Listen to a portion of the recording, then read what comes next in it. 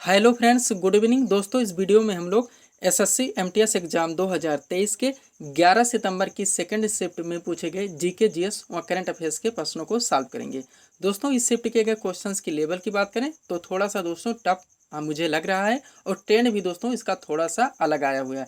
कारण यह है दोस्तों कि नॉर्मलाइजेशन की वजह से कुछ 20 से 25 टॉपिक मुख्य रूप से चुन लिए जाते हैं और उन्हीं के इर्द गिर्द क्वेश्चंस पूछे जाते हैं, क्वेश्चंस को समतुल्य बनाने के लिए।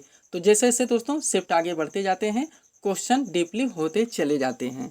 तो चलिए दोस्तों, ज़्यादा समय न लेते हुए हम लोग सेकंड शिफ्ट में पूछे गए प्रश्नों को सॉल्व करना शुरू करते हैं। दोस्तों, क्वेश्चन नंबर 1 जो कि आज के सेकंड शिफ्ट में पूछा गया, खेलो इंडिया यूनिवर्सिटी गेम्स 2023 के विजेता कौन है? राइट आंसर होगा पंजाब यूनिवर्सिटी। जो लोग पंजाब यूनिवर्सिटी पे अपना आंसर टिक किए हैं उनका आंसर बिल्कुल करेक्ट है। थोड़ा सा एक्स्ट्रा फैक्ट है, देखेंगे दोस्तों, पूछा जा सकता है आगे की शिफ्टों में। खेलो इंडिया यूनिवर्सिटी गेम्स की शुरुआत 2020 में उड़ीसा से हुई थी, और दोस्तों प्रथम खेलो इंडिया यूनिवर्सिटी गेम्स के विजेता भी दोस्तों पंजाब यूनिवर्सिटी ही है, ध्यान रखेंगे।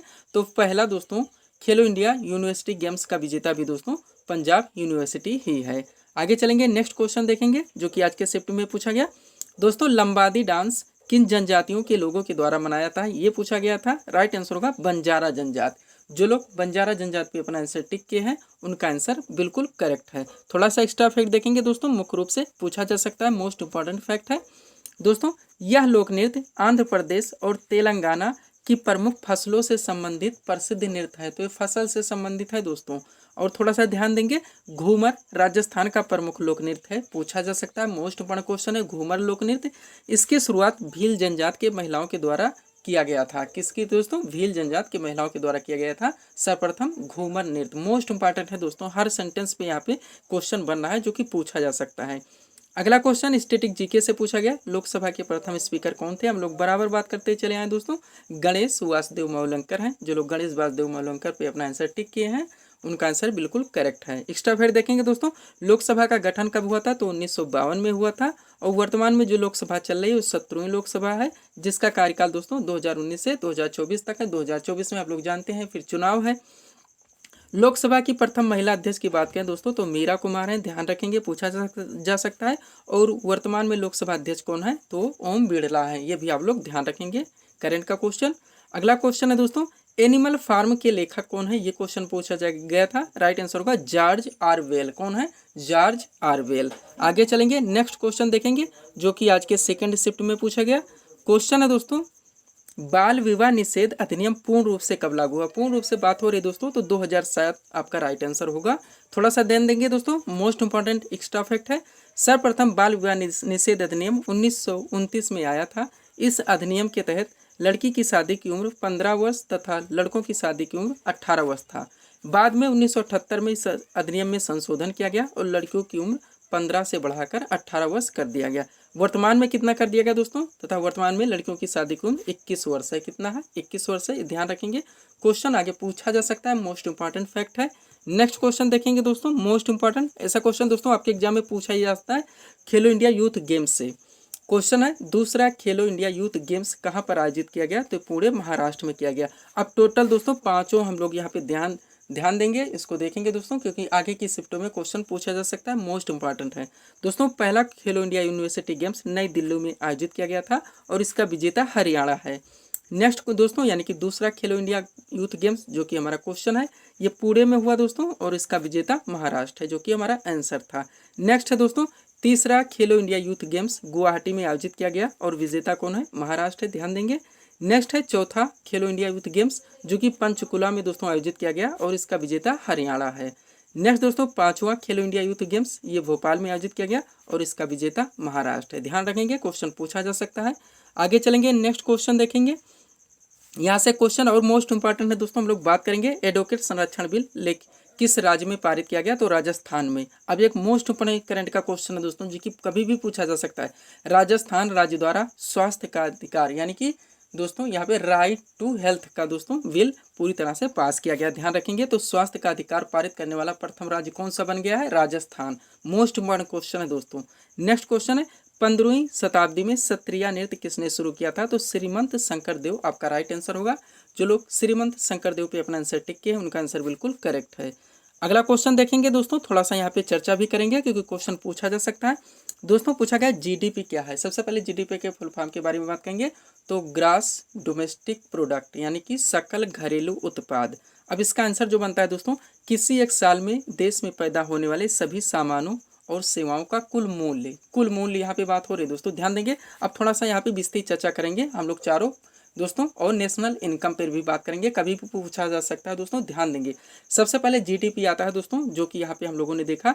जीडीपी के बाद में दोस्तों एनडीपी आता है। क्या आता है? एनडीपी आता है, यानी नेट डोमेस्टिक प्रोडक्ट, शुद्ध घरेलू उत्पाद। अब उसकी जो परिभाषा बनेगी दोस्तों, इसी से बनेगी, किसी एक साल में पैदा होने वाले सभी सामानों और सेवाओं का अंतिम मूल्य। यहाँ कुल मूल्य नहीं, अंतिम मूल्य। यानी दोस्तों वहाँ पे जो लागत आती है, मूल्य जो होता है, उसको हटा के दोस्तों हम लोग एनडीपी निकालते हैं। क्या निकालते हैं? एनडीपी निकालते हैं। ध्यान दीजिएगा। तो जीडीपी में सब कुछ शामिल कर दिया जाता है, लेकिन जब एनडीपी निकाला जाता है दोस्तों, तो उसमें से जो मूल्य होता है उसको ह्रास यानी निकाल के दोस्तों एनडीपी निकाला जाता है। अब इसके बाद आता है दोस्तों जीएनपी। क्या आता है? जीएनपी, यानी दोस्तों यहाँ पे ग्रास नेशनल प्रोडक्ट, यानी सकल राष्ट्रीय उत्पाद। अब राष्ट्रीय स्तर पर हो रहे हैं दोस्तों, तो यानी कि एक राष्ट्र द्वारा, चाहे राष्ट्र के सभी नागरिकों के द्वारा, या दोस्तों जैसे भी वो सेवाएं कर रहे हैं बाहर, उनके द्वारा प्राप्त होने वाली दोस्तों टोटल इनकम की बात हो रही है। अभी मूल्य नहीं हटाना है जीएनपी निकालने में। तो जीएनपी में एक राष्ट्र के समस्त नागरिकों के द्वारा प्राप्त होने वाला दोस्तों कुल इनकम है। अब यहीं पे दोस्तों एनएनपी की बात करेंगे, जो हमारा चौथा है। एनएनपी का फुल फॉर्म होता है नेट नेशनल प्रोडक्ट, यानी कि शुद्ध राष्ट्रीय उत्पाद। अब जो दोस्तों सारे प्राप्त हो रहे हैं सेवाओं के द्वारा, कंपनियों के द्वारा, नागरिकों के द्वारा, उनमें से जो ह्रास कर दिया जाता है, यानी कि जो हमारा मूल्य होता है उसको काट लिया जाता है। जैसे कैसे दोस्तों? जैसे सबसे पहले हमारा जीडीपी है, टोटल आय, हमने दोस्तों किसी भी चीज़ में कुछ मूल्य लगाया, कुछ प्राप्त किया। अब जो दोस्तों हम लोगों को जब इनकम की बात होगी कि हमने कितना उसमें से इनकम किया, तब जो अपना मूल्य है, जो हमने लागत लगाया है, उसको काट के अपना इनकम निकालेंगे। ठीक यही बात एनएनपी में हो रही है। तो एनएनपी में किसी एक राष्ट्र के द्वारा टोटल जो आय प्राप्त होती है, उसमें से जो लागत होती है उसको काट के दोस्तों एनएनपी यानी कि शुद्ध राष्ट्रीय उत्पाद निकाला जाता है। अब शुद्ध राष्ट्रीय उत्पाद जो निकल आता है, अब राष्ट्रीय आय कैसे निकलता है? तो टोटल जितना आय प्राप्त हुआ, उनमें से जो दोस्तों हमारे देश की पूरी जनसंख्या है, उसको दोस्तों डिवाइड कर दें तो प्रति व्यक्ति आय निकल के आ जाएगी। क्या आएगी? प्रति व्यक्ति आय, यानी इतना प्राप्त हुआ एक देश के द्वारा एक साल में, जनसंख्या कितनी इतनी है, उस पैसे से दोस्तों उसको डिवाइड कर देंगे, जो पैसा निकलेगा वो एक दोस्तों प्रति व्यक्ति आय में शामिल कर लिया जाएगा कि इस देश का प्रति व्यक्ति आय कितना है। उम्मीद करते हैं दोस्तों ये क्वेश्चन पूरी तरह से आप लोग समझ गए होंगे। जब भी क्वेश्चन आएगा आप लोग सॉल्व कर लेंगे, बिल्कुल बेसिक भाषा में हम बात किए हैं। अगला क्वेश्चन है, प्रसिद्ध फिल्म शोले के निर्देशक या डायरेक्टर कौन है? तो रमेश सिप्पी हैं। थोड़ा कॉमन सेंस का क्वेश्चन है दोस्तों, सस्पेंस का क्वेश्चन है कि करेक्ट यही पूछा गया था या संगीतकार पूछे गए थे। नेक्स्ट क्वेश्चन है, सर्वेंट्स ऑफ इंडिया सोसाइटी यानी भारत सेवक समाज के संस्थापक कौन थे? राइट आंसर होगा गोपाल कृष्ण गोखले। हाईलाइटेड क्वेश्चन है दोस्तों, हम लोग बार बार बात कर रहे हैं। ज़्यादा से ज़्यादा क्वेश्चंस को इनमें से दोस्तों हम लोग मॉडल पेपर के जरिए सॉल्व भी किए हैं। अगला क्वेश्चन है, विजय स्तंभ कहाँ पर स्थित है? चित्तौड़गढ़ में। कहाँ पे? चित्तौड़गढ़ में। नेक्स्ट क्वेश्चन जो कि पूछा गया, ग्रेफिन किस तत्व से संबंधित है? ग्रेफिन किस तत्व से संबंधित है?